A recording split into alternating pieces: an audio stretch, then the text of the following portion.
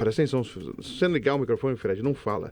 Presta atenção no serviço. 9h46 São Paulo, para você que está ligado, sintonizado aqui com a gente.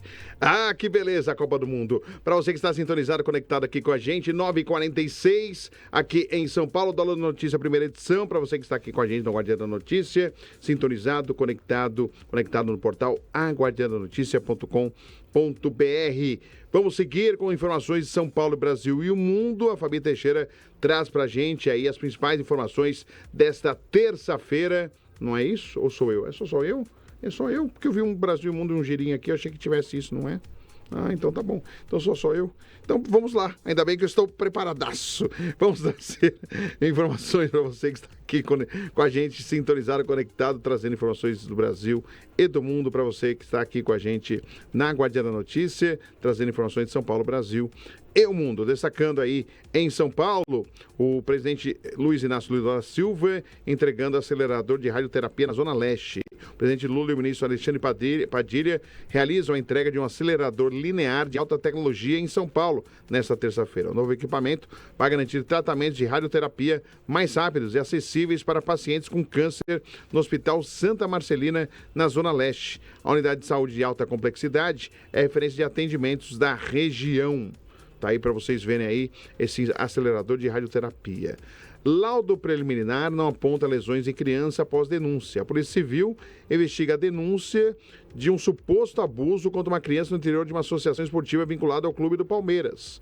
O laudo médico pericial preliminar não identificou lesões físicas iniciais.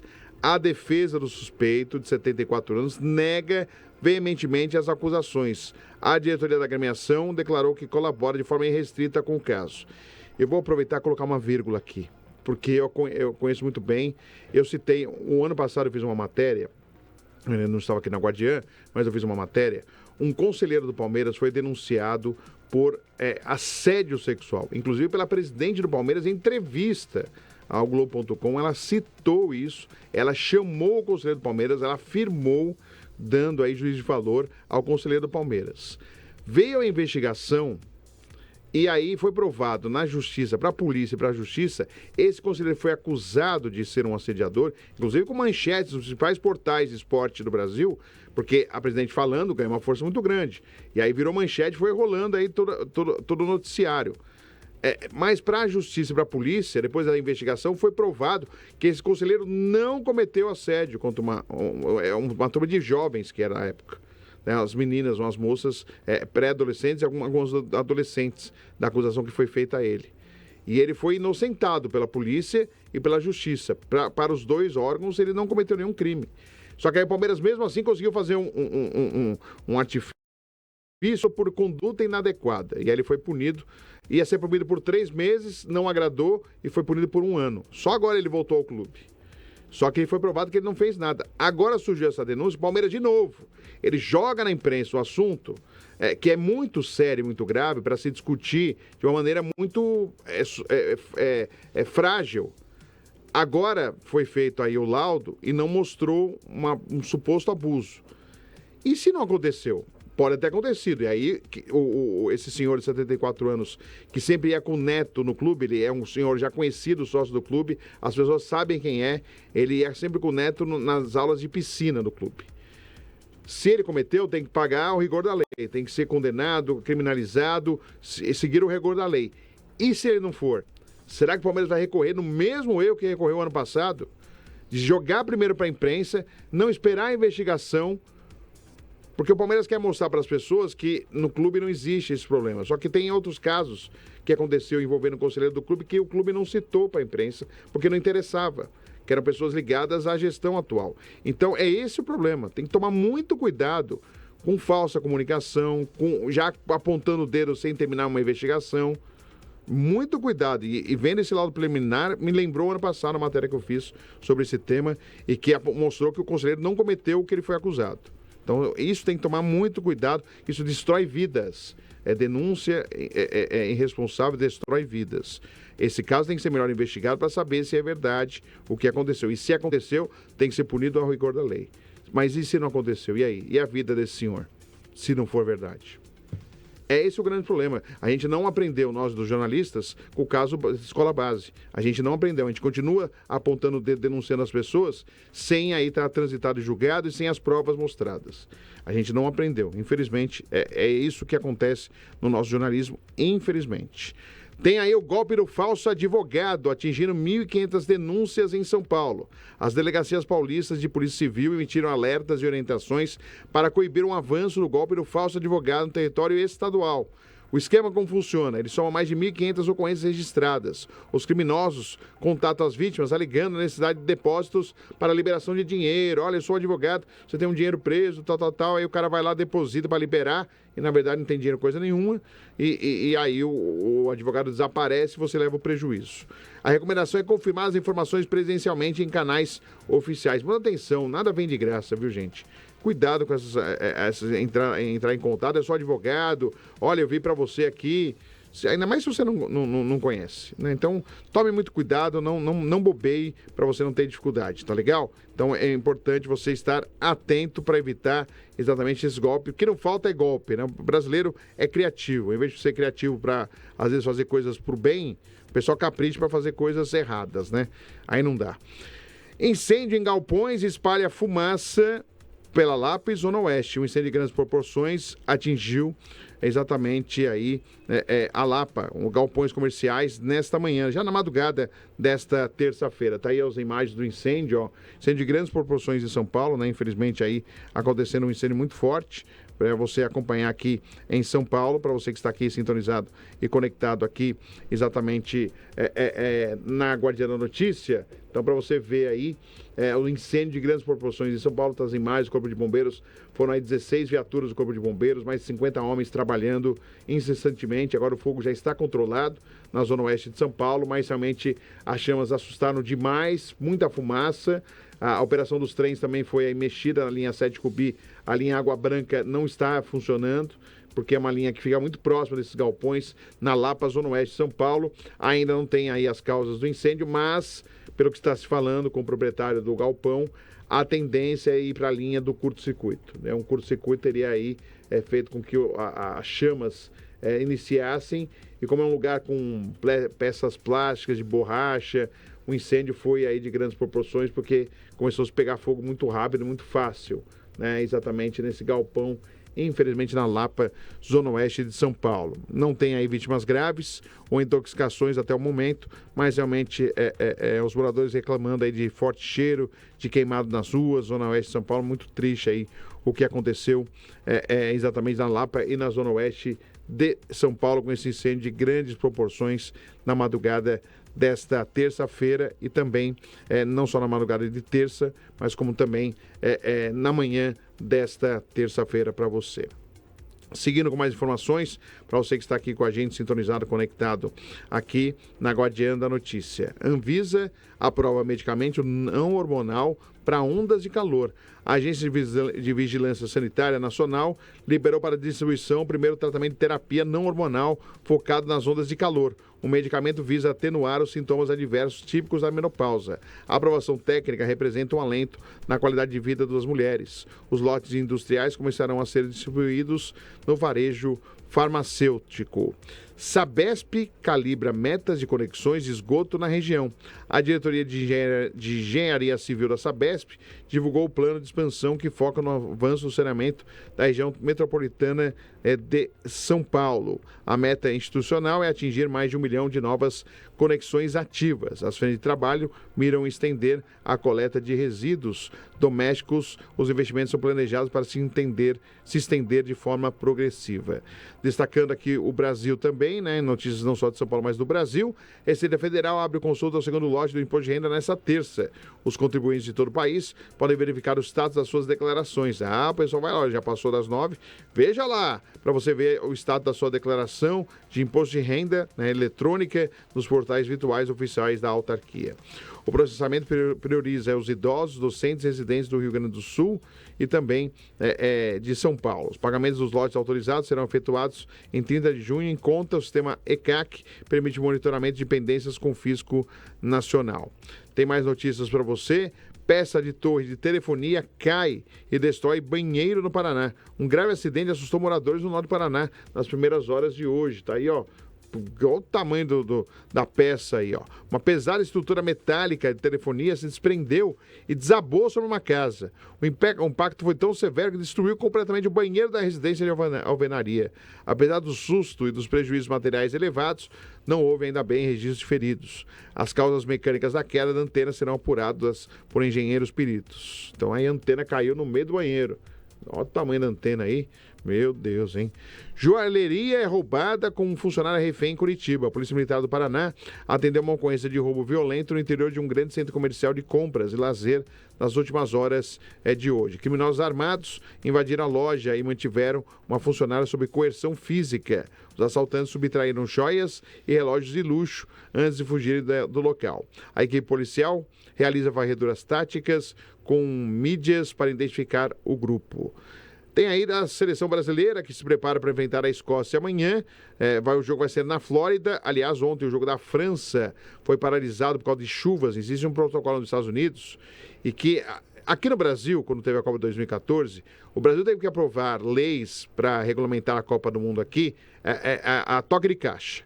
Nos Estados Unidos, existe uma lei nos Estados Unidos que em caso de raios, surgimento de raios e trovões em um trecho de 13 quilômetros do local do evento, tem que parar o jogo, o evento, esperar a chuva passar e só depois ser liberado. Ontem, pela primeira vez na Copa, aconteceu no jogo da França. Começou a chover, começou a ter raios, céu escuro, né? Choveu em alguns lugares, ainda não no estádio. Pararam o jogo, os torcedores têm que sair da numerada, tem que ficar aguardando a parte. E aí, depois de meia hora, podem voltar se a chuva cessou. Por 2 vezes iriam voltar, continua o tempo ruim, e depois, com a chuva mais forte que teve, não deu para entender nada, os times foram para o campo aquecer e ficou tudo por isso mesmo. Uma coisa maluca. E os caras jogaram com gramado até ruim, em virtude da forte chuva que caiu ainda na Filadélfia. E para o jogo do Brasil, nesta quarta-feira contra a Escócia, vai ser na Flórida. E há previsão de chuva. E se chover, e se tiver ameaça de trovões e raios, é para ter a paralisação do jogo. Então pode acontecer no jogo de amanhã ter essa paralisação em virtude da soberania nacional nos Estados Unidos que manda, não é a FIFA. Então tem esse protocolo das chuvas aí, pode acontecer. Então vamos aguardar. Neymar estará presente nesse jogo contra a Escócia, recuperado de contusão. INEP finaliza recebimento de recursos em isenção do Enem 2026. O portal eletrônico do participante do Enem encerra na noite desta terça-feira. O processamento das justificativas de ausência de candidatos da rede pública. O INEP analisa as documentações fiscais e socioeconômicas para isenções. O cronograma oficial de aplicação das provas de redação segue sem alterações. Resultados definitivos de isenções deferidas serão publicadas em breve. O ONS implanta ações de segurança em linhas de transmissão. O Operador Nacional do Sistema Elétrico colocou em prática procedimentos táticos para lidar de forma segura com o excedente na geração de energia eólica e solar. O fluxo recorde de energia limpa produzida no Nordeste exige calibrações da rede. O plano operacional visa manter aí a estabilidade do sistema interligado nacional. Técnicos monitoram as subestações de transmissão de forma contínua no país. Vamos com informações internacionais para você que está aqui ligado, sintonizado aqui na Guardiana Notícia. Keir Starmer anuncia a renúncia como primeiro-ministro do Reino Unido. O líder do Partido Trabalhista Britânico oficializou a decisão de deixar o cargo, tornando-se aí o 6º primeiro-ministro a cair na última década, após a aprovação do Brexit. A queda de Starmer ocorre em meio a recordes internacionais de impopularidade e graves crises. A renúncia causou forte impacto político nos países vizinhos e em toda a comunidade europeia. O presidente Donald Trump emitiu críticas ácidas às políticas de Londres. Trump, ele se mete até na política de Londres, inglesa, hein? Abelardo de la Espriella vence a eleição presidencial na Colômbia. A apuração preliminar das urnas confirmou a vitória do candidato conservador de direita, consolidando uma onda conservadora no território político de toda a América do Sul. A campanha, fortemente apoiada por Donald Trump, derrotou a esquerda de Ivan Cepeda. Cepeda reconheceu a vantagem do adversário em pronunciamento oficial à imprensa local, mas declarou em rede social que a oposição progressista não vai deixar de se intimidar. Rei Charles III vai divulgar sua declaração de imposto de renda. O Palácio de Buckingham confirmou que o monarca britânico vai tornar públicos seus dados fiscais. Uma decisão inédita na história moderna da família real britânica sobre as finanças pessoais. A medida surge em meio a crescentes pressões públicas por transparência sobre os recursos. Os documentos vão detalhar os ganhos privados e os subsídios gerados pelo Ducado de Lancaster. Parlamentares e entidades sociais acompanham os desdobramentos da divulgação no país. Aí todo mundo vai saber quanto ganha o Rei Charles III, hein, no imposto de renda. Acho meio invasivo, né? Mas já que é assim. Explosão em refinaria e gás mata 13 trabalhadores no Catar. É isso mesmo, infelizmente. Um grave acidente em um complexo de processamento de gás natural nos arredores de Doha. O estrondo da detonação foi sentido em um raio de até 70 quilômetros de distância. A força do impacto causou pânico generalizado e grandes colunas de fumaça da capital. O governo local isolou o setor industrial afetado e instaurou uma auditoria interna. O ex-ministro de Pedro Sánchez é condenado a 24 anos por corrupção. A Suprema Corte da Espanha aplicou uma dura sentença de prisão a um ex-ministro socialista, gerando uma nova e profunda crise política sobre a governabilidade do premier espanhol. Familiares próximos do líder também enfrentam processos e investigações em andamento. Partidos de oposição aproveitam o desfecho judicial para exigir a renúncia imediata. O cenário gera forte apreensão entre os investidores internacionais nos mercados locais. Ondas de calor precoce e alertas de saúde afetam o sul da Europa. Meteorologistas emitiram boletins de emergência para províncias agrícolas sicilianas. O avanço de uma forte massa de ar quente provocou até marcas de 36 graus. É isso, as temperaturas elevadas trazem riscos de incêndios em áreas de passagens secas. As autoridades locais orientam a população e idosos sobre a hidratação frequente. Tomar água, tem que tomar água, é importante. A sensação térmica causa desconforto e interfere no ritmo de trabalho. A gente vai trazer aí sobre ainda o Digimais, que está acontecendo a operação aqui em São Paulo. Vamos trazer aqui para você. Um dos nomes mais influentes do país no setor religioso, empresarial e de comunicação, voltou ao centro das atenções. A Polícia Federal deflagrou nesta terça-feira a Operação Miragem, que investiga supostas irregularidades na gestão do Banco Digimais, instituição financeira ligada ao empresário e líder da Igreja Universal do Reino de Deus, Edir Macedo. A operação cumpriu mandados de busca e apreensão e pediu à Justiça o bloqueio de até 670 milhões de reais em bens e valores dos investigados. Segundo a Polícia Federal, a apuração teve origem em informações do Banco Central que apontaram indícios de fraudes contábeis e operações financeiras que teriam ocultado a real situação econômica da instituição. O Digimais é controlado pelo grupo empresarial ligado a Edir Macedo, fundador da Igreja Universal e proprietário da TV Record. Embora a investigação esteja concentrada na gestão do banco, o caso ganha dimensão nacional justamente pela relevância e influência do líder religioso no cenário brasileiro. As autoridades apuram se houve manipulação de resultados financeiros, ocultação de prejuízos e utilização de mecanismos para apresentar ao mercado uma condição financeira diferente da realidade da instituição. Até o momento, não há condenações nem acusações definitivas. Na investigação, segue em andamento e os envolvidos terão direito à ampla defesa e ao contraditório. O avanço da operação coloca sob os holofotes não apenas o sistema financeiro, mas também um dos grupos religiosos de comunicação do Brasil, um dos maiores grupos religiosos de comunicação do Brasil. Tá? Então, exatamente essa operação da Polícia Federal sobre o Banco Digimais, que é administrado pelo Edir Macedo, líder da Igreja Universal do Reino de Deus. São 10h04 em São Paulo, vamos para o intervalo e a gente já volta, não? Giro. O giro da Fabi, muito bem. Muito bem, muito obrigado. Muito bem, desculpa, eu não tinha visto. Eu fiquei emocionado na matéria, na notícia, não li o seu recado. Mas vamos lá então, trazer aí o giro da Fabi, a Fabi Teixeira, que está aqui com a gente, do Notícia, que é apresentado pela Fabi Teixeira, trazendo aí o giro São Paulo, Brasil e o mundo para você.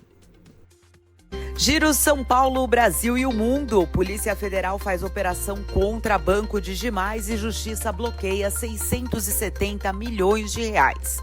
A Polícia Federal deflagrou nesta terça-feira a Operação Miragem, que mira a cúpula do Banco Digimais, instituição ligada ao bispo Edir Macedo, fundador da Igreja Universal. A Justiça Federal autorizou 9 mandados de busca e apreensão, além da quebra de sigilos bancário e fiscal dos investigados. Também foi determinado o bloqueio de até 670 milhões em bens e valores. A investigação teve origem em relatórios do Banco Central e apura suspeitas de irregularidades contábeis, geração artificial de receitas, alteração de dados enviados aos sistemas oficiais e possível ocultação da real situação financeira do banco. Segundo a PF, os investigados podem responder por crime contra o sistema financeiro nacional, como gestão fraudulenta, prestação de informações falsas e operações de crédito proibidas. A operação ainda está na fase de investigação. Governo articula a possível saída de Jacques Wagner da liderança do Senado. O governo federal articula uma possível troca na liderança do governo no Senado. O presidente Lula deve se reunir na próxima quarta-feira, amanhã, com o senador Jacques Wagner, do PT da Bahia, para discutir a permanência dele no cargo. A expectativa do Planalto é que Wagner peça para deixar a função após ser alvo de uma fase de investigação envolvendo o Banco Master. O senador nega irregularidades e afirma que não é réu, não foi denunciado e não responde processos sobre fatos investigados. Entre os nomes cotados para substituí-lo estão Tereza Leitão, do PT de Pernambuco, Camilo Santana, do PT do Ceará e Rogério Carvalho, do PT de Sergipe.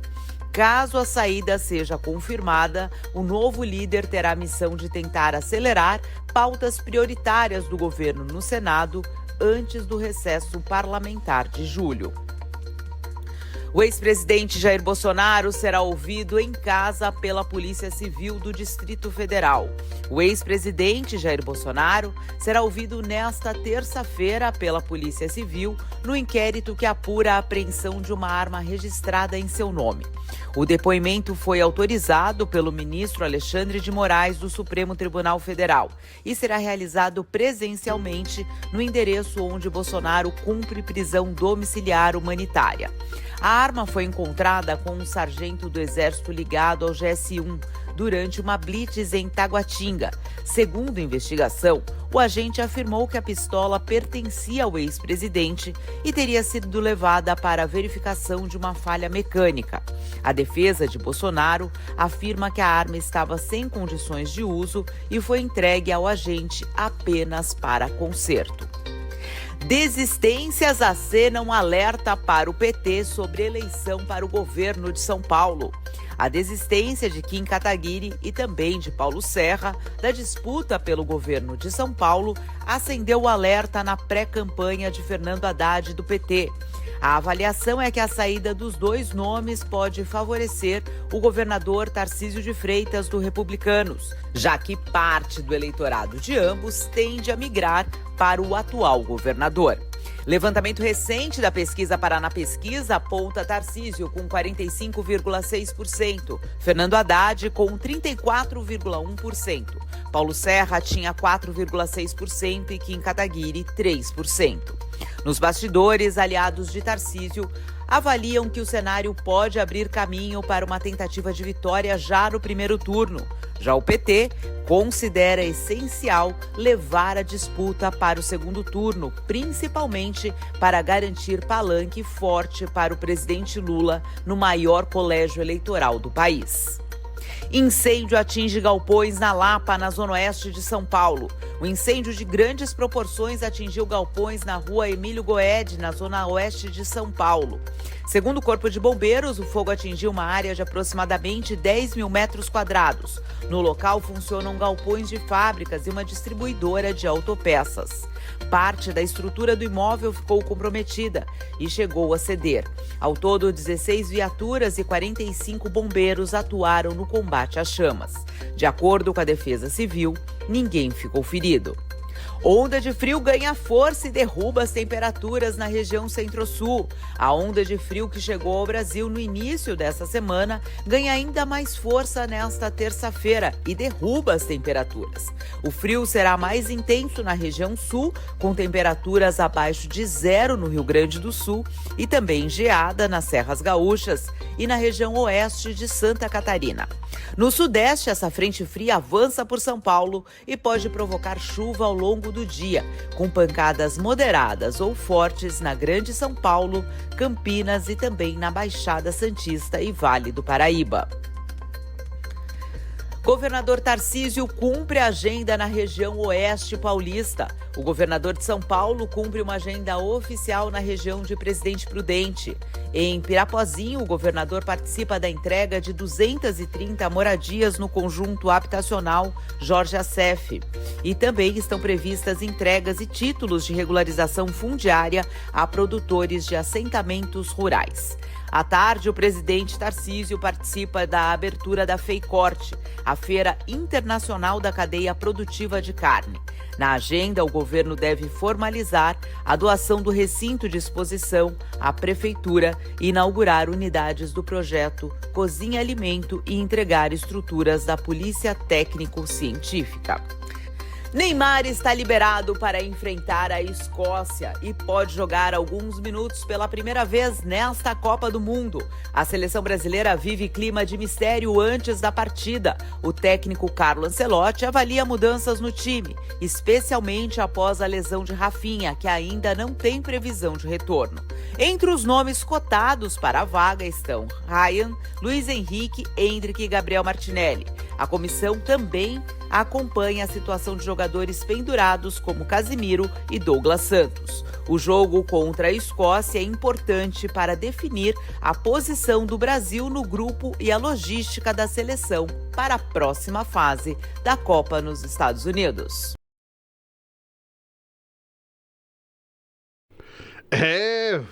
Fabi, você tá feliz, né, que o Neymar vai chegar, vai jogar, amanhã deve entrar no segundo tempo, né, e o Rafinha dificilmente joga a Copa, tá? Ele tá no grupo, até para justificar, porque o Neymar foi convocado, mesmo machucado, foi mantido no grupo. O Rafinha não vai voltar aí, mesmo o Brasil chegando até uma possível decisão aí, e que acho muito difícil chegar a uma decisão. O Brasil joga amanhã, então, contra a Escócia, e Neymar é a grande novidade da seleção. Tá vendo todo mundo brilhar, e Messi tá brilhando, o Haaland tá brilhando, o Mbappé, né, as grandes estrelas estão brilhando. Só o Cristiano Ronaldo que não tá. Vai jogar hoje contra o Uzbequistão. Portugal tá uma briga danada, tá brigando lá o Cristiano Ronaldo, a esposa, brigando com o esposo de outro jogador.